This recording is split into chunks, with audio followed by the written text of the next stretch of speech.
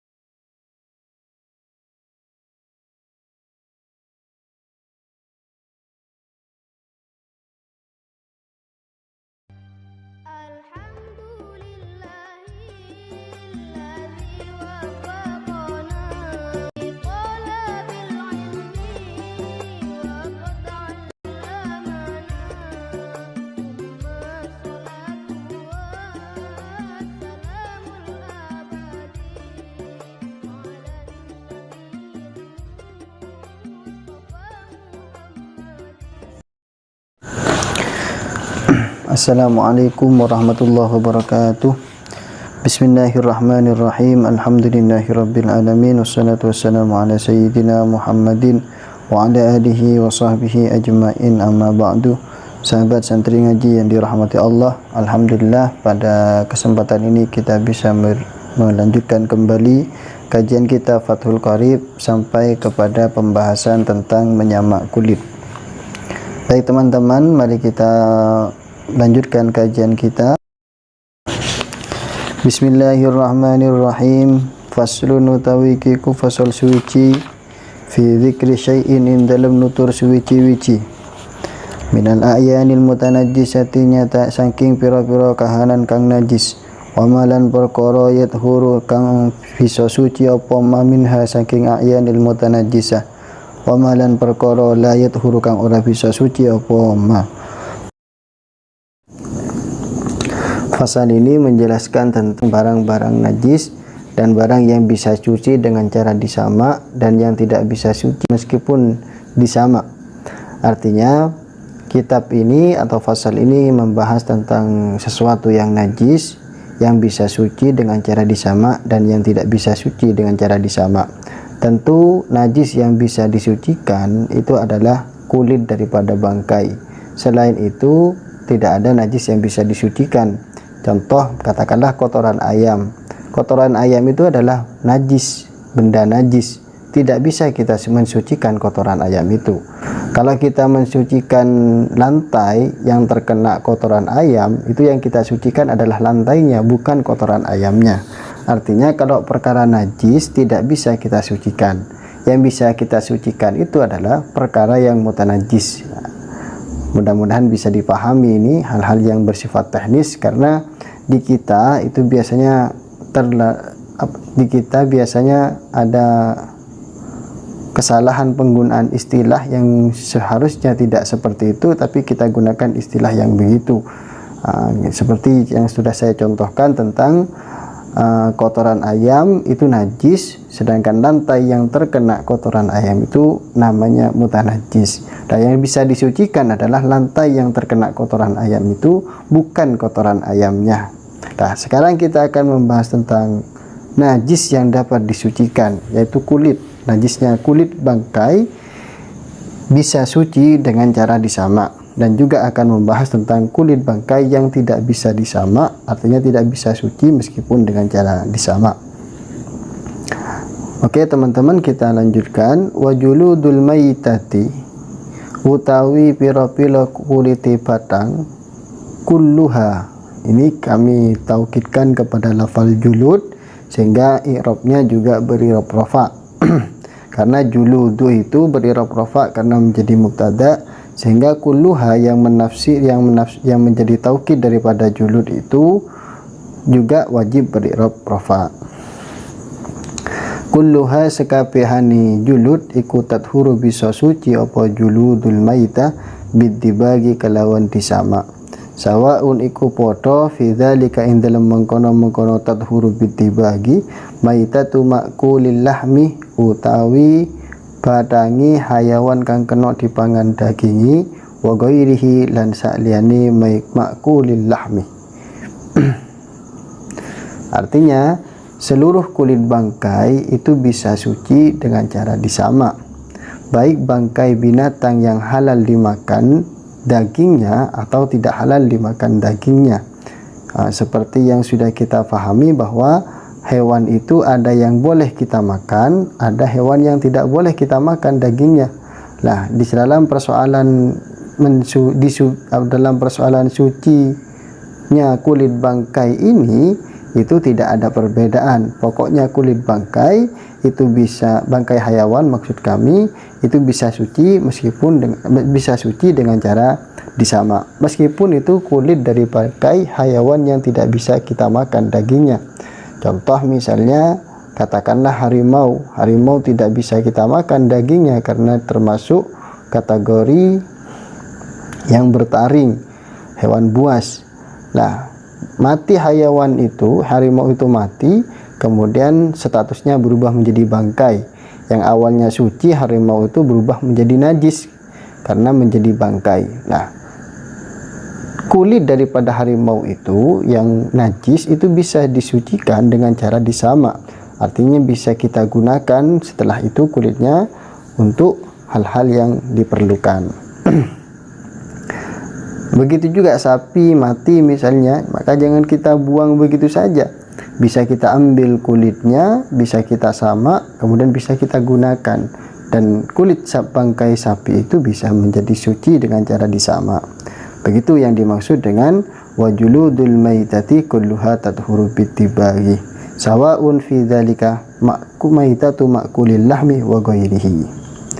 Oke, kita lanjutkan. Wa kayfiyatud dabghi ayunza'a fudulul jildi mimma yu'affinuhu, atau ayanza'a fudulal jildi mimma yu'affinuhu. Wa kayfiyatuhu utawi pertingkainya maiku ayunza'ah yento dibuang apa fudulul jildi kotorani kulit mimma saking perkara yu'affinuhu kang basinaken apa mahu injilit bayani ma minad damih nyatani saking getih wa nahwihi lan sepatane dam diilangaken bi syai'in hirrifin kelawan suwici-wici kang pakar ka asfin kaya bebaani kayu terengguli. Kemudian maksud atau tujuan menyamak kulit adalah untuk menghilangkan perkara yang melekat pada kulit yang bisa membuat busuk terhadap kulit. Dihilangkan dengan menggunakan sesuatu yang asam atau yang pahit seperti kayu asfin di sini. Nah, jadi tujuan kulit itu disamak agar kulit itu tidak menjadi busuk karena ada hal-hal atau kotoran yang menempel pada kulit itu. Maka kalau kita mau menyamak, hilangkan terlebih dahulu kotoran yang melekat pada kulit, baik itu darah ataupun lemak dan yang lainnya, dengan menggunakan sesuatu yang asam atau sesuatu yang pahit. Boleh kita menggunakan kayu asfin, boleh kita menggunakan hal-hal yang lain, media-media yang bisa menghilangkan kotoran yang melekat pada kulit itu sehingga kulit tidak menjadi busuk. Itu teman-teman. Kita lanjutkan. Walau kana lan lamun ono apa al-hirrifu perkara kang paker iku najisan najis kadarki hamamin kaya teleke manutara kafa moko nyukupi apa hirrif fidda bagi in dalam nyamak. Kalau yang kita gunakan untuk menyamak itu perkara najis, bagaimana hukumnya? Apakah mencukupi untuk menyamak atau tidak? Kafa fidda bagi di sini artinya boleh perkara najis kita jadikan media untuk menyamak. Artinya kulit yang disamak itu juga bisa berubah menjadi suci, tentu setelah kita hilangkan kotoran yang menjadi media untuk menyamak itu. Contohnya di sini seperti kotoran burung dara. Kotoran burung dara itu boleh kita digunakan sebagai media untuk menyamak. Jadi di dalam proses penyamakan itu media yang kita gunakan boleh kita menggunakan media yang suci seperti tanaman asfin atau yang lainnya, Boleh juga kita menggunakan media yang najis seperti kotoran dari burung dara. Artinya penyamakan itu sudah dianggap sah. Nah, setelah kita membahas tentang bagaimana tujuan menyamak, kemudian hewan yang bisa disamak itu, kulit bangkai yang bisa disamak itu apa saja, maka musannif memberikan pengecualian di sini. Ada beberapa pengecualian karena di judul sudah dijelaskan wa ma la yathur, yaitu najis yang tidak bisa suci meskipun disamak. Makanya musannif menjelaskan di sini illa jildal kalbi wal khinziri. Nah, lafal jildah di sini dibaca nasab karena mustasna, dan mustasna itu wajib dibaca nasab apabila terdiri dari kalam tam dan mujab. Nah, makanya di sini karena terdiri dari tam dan mujab, maka jildah di sini harus kita baca nasab. Illa jildal kalbi angin kuliti asu wal khinziri lan celeng wa malan perkoro atau hayawan tawallada kang lahir apa ma minhuma saking karuni kalbi au khinzir au min ahadihima utawa salah suwijine kalbi lan khinzir ma hayawanin tahirin serta semertani hayawan kang suci. Rasani illa fala yathuru moko ora bisa suci apa jildul kalbi wal khinzir bitibagi kelawan disama. Artinya kecuali kulit bangkai kambing dan celeng atau hasil perkawinan antara kambing dan celeng atau salah satu daripada kambing dan celeng itu, kulitnya itu tidak bisa disucikan meskipun dengan cara disama.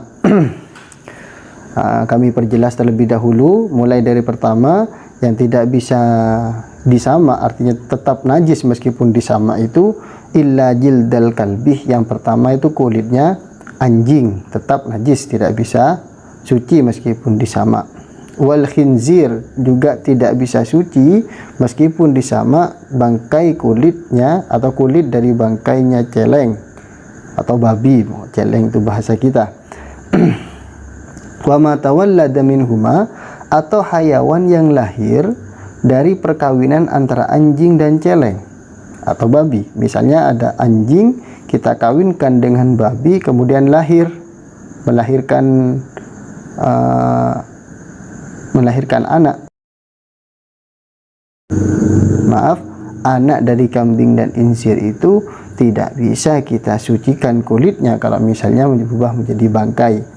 Artinya kulit dari hasil keturunan kalbi dan khinzir kalau misalnya dikawinkan kalbi dan khinzir itu tidak bisa suci juga. Au min ahadihima atau dari hayawan yang dikawinkan dengan kalbi dan khinzir atau hayawan suci yang dikawinkan dengan kalbi dan khinzir. Misal kambing kita kawinkan dengan anjing, kemudian katakanlah yang betina itu kambingnya, kemudian kambing betina itu mengandung atau mengandung, kemudian setelah itu melahirkan. Ternyata setelah melahirkan dari hasil persilangan antara kambing betina dengan anjing itu lahir berbentuk kambing.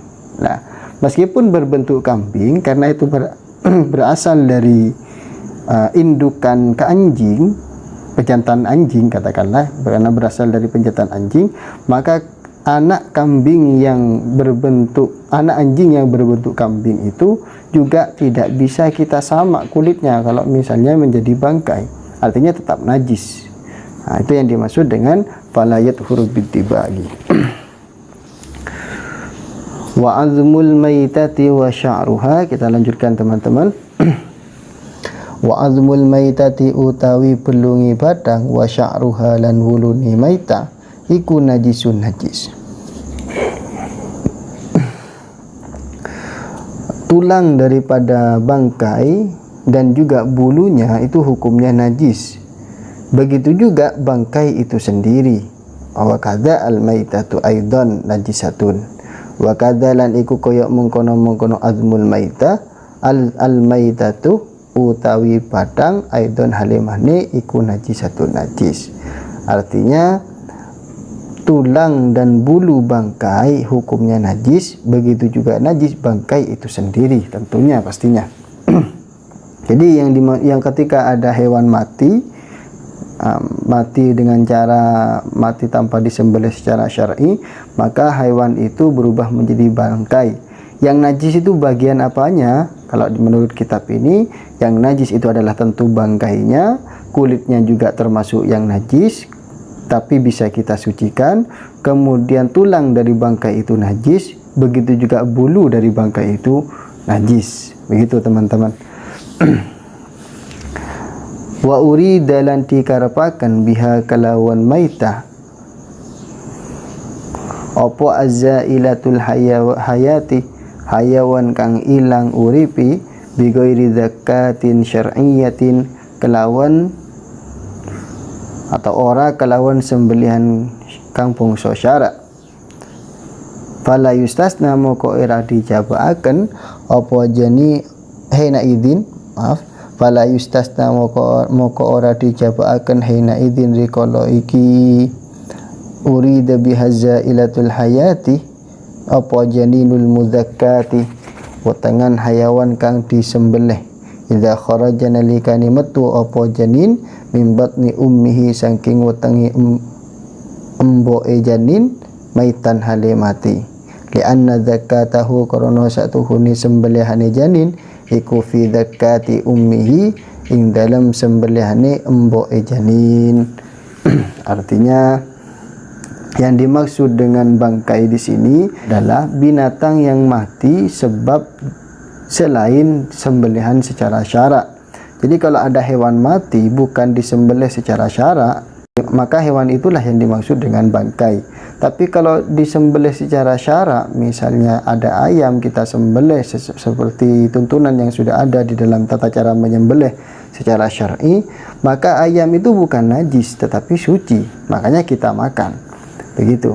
Tetapi kalau ada ayam tertabrak motor langsung mati, sehingga dapat dipastikan bahwa matinya ayam itu karena tertabrak motor bukan karena disembelih, maka ayam itu berubah menjadi bangkai dan tentu hukumnya najis. Itu yang dimaksud dengan wa urida biha azzailatul hayati bi ghairi zakatin syar'iyyatin.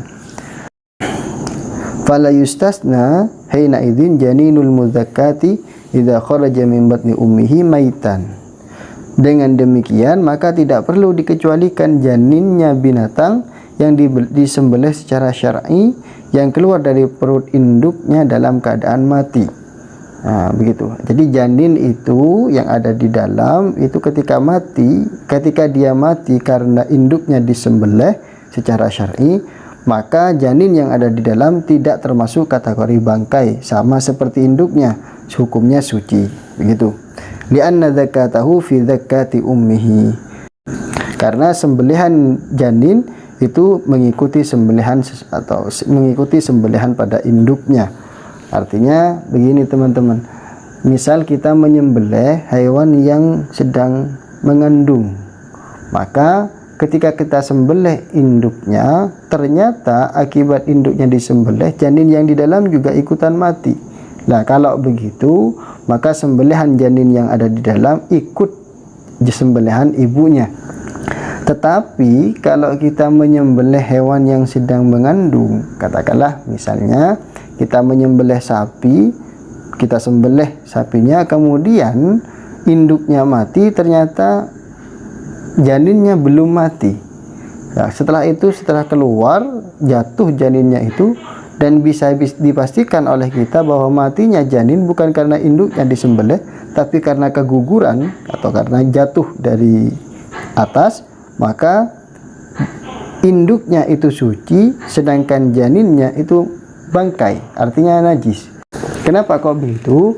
Karena matinya janin itu tidak disebabkan oleh induknya yang mati karena disembelih secara syar'i, tetapi mati gara-gara keguguran atau gara-gara benturan atau yang lainnya.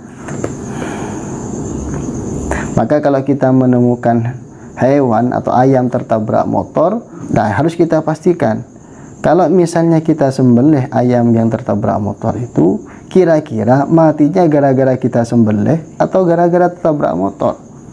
Artinya begini, kalau tertabrak motor itu akan mati meskipun tidak kita sembelih, maka ayam itu tetap bangkai.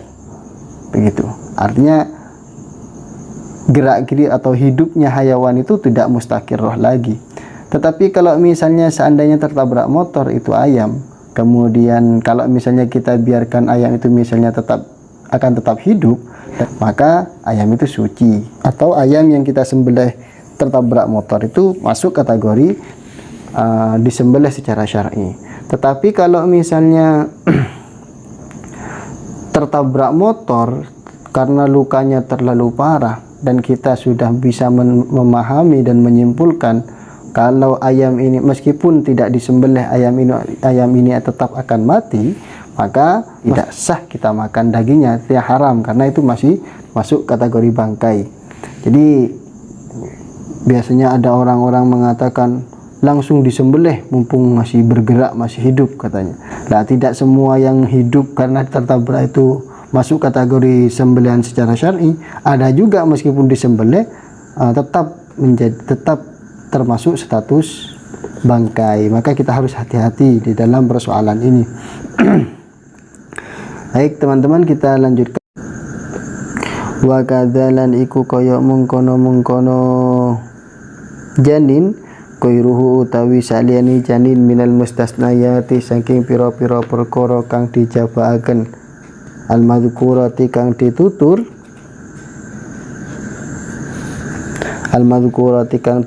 fil mabsutati ing dalem pira-pira kitab kang dibeber keterangane.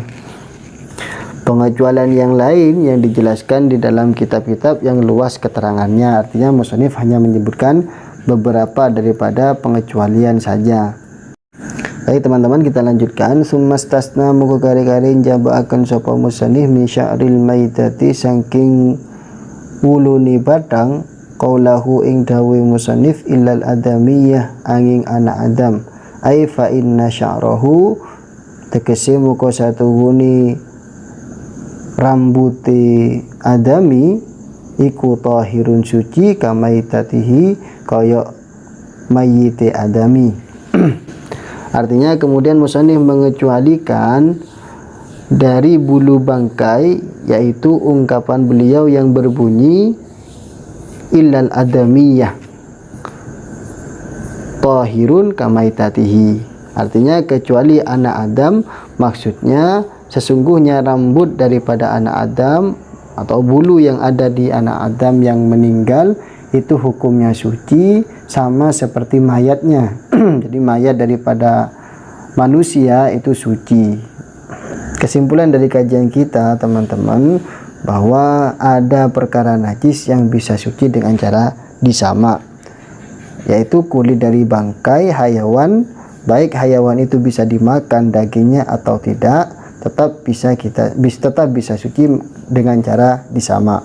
Kemudian ada yang dikecualikan oleh musannif, yaitu anjing atau kulit babi. Yang dimaksud dengan bangkai di sini adalah hewan yang mati bukan karena disembelih secara syara'. Kemudian yang terakhir, untuk manusia itu mayatnya itu dihukumi suci, begitu teman-teman. Mungkin seperti itu kajian kita pada pertemuan ini. Kita akan melanjutkan tentang perabot emas dan perak, atau faslun fi bayani ma yahrumu isti'maluhu minal awani wa ma yajuzu. Kita akan lanjutkan pada pertemuan yang akan datang. Assalamualaikum warahmatullahi wabarakatuh.